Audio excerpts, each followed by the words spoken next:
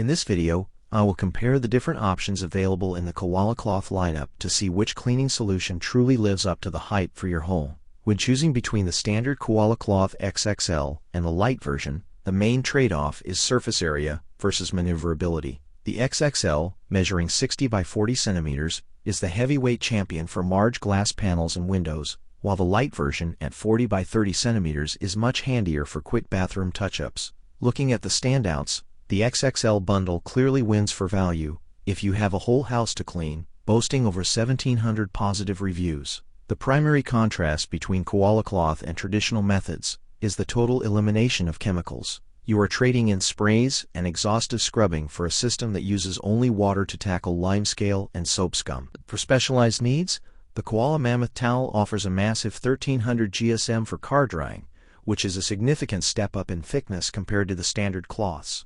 If you are just starting out, the Essentials bundle serves as a great middle ground, while the Pro Cleaning Set is the ultimate choice for those wanting to refresh every room.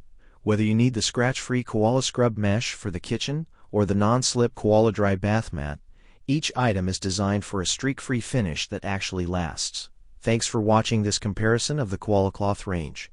Which of these bundles do you think offers the best value for your cleaning routine?